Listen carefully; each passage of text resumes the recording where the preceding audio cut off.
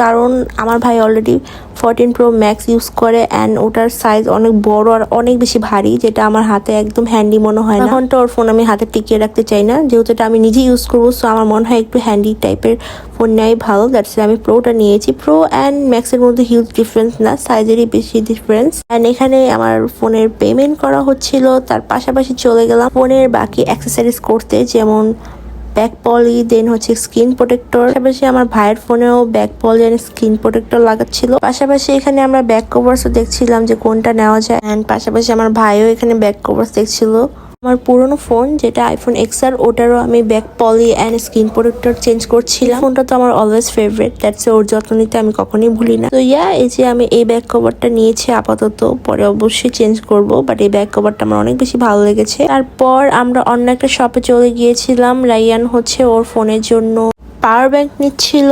So এখান থেকে power bank কেনাকাটা করে আমরা যাচ্ছিলাম একদম টপ ফ্লোরে হচ্ছে সনির শোরুমে। আমরা সেখানেই যাচ্ছিলাম। আজকে বেসিক্যালি আমরা কোনো কাপড় চোপড় কেনাকাটা করতে আসিনি, আজকে টোটালি গ্যাজেটস কিনতে আসছি। সনির থেকে রায়ান নিচ্ছিল সনির ultimate wireless noise cancellation headphone. রায়ানের উইশ লিস্টে অনেকদিনই ছিল, সো আজকে ও কিনে ফেললো। এন্ড এটার সাউন্ড ভাই অসাধারণ। তো আমাদের কেনাকাটা আজকে শেষ। যেহেতু ইফতারের সময় হচ্ছিল, তাই আমরা জলদি বের হয়ে যাব। তার আগে আম্মুর কিছু ভিডিও নিচ্ছিলাম, আমার নতুন ফোনের প্রথম ভিডিও। আমি অলওয়েজ আম্মুরই নেই। তারপর যে আমি কিছু ক্লিপস নিচ্ছিলাম আর ওখানে তাকিয়ে আমি জানি কাকে দেখছিলাম। তারপর রায়ান বলছিলাম যে ভিডিও করছি। তারপর বসুন্ধরা থেকে বের হয়ে আমরা লালবাগের উদ্দেশ্যে রওনা দিচ্ছিলাম, বিকজ ওখানে আমরা ইফতার করব। বেশ কিছুক্ষণ দাঁড়ানোর পর রিক্সা পেয়ে লালবাগ চলে গিয়েছিলাম। ততক্ষণে আজান দেওয়ার সময় হয়ে গিয়েছে। সো জান্নাত থেকে শরবত নিয়ে আমরা চলে যাচ্ছিলাম সেকেন্ড ফ্লোরে পিজা হাটে।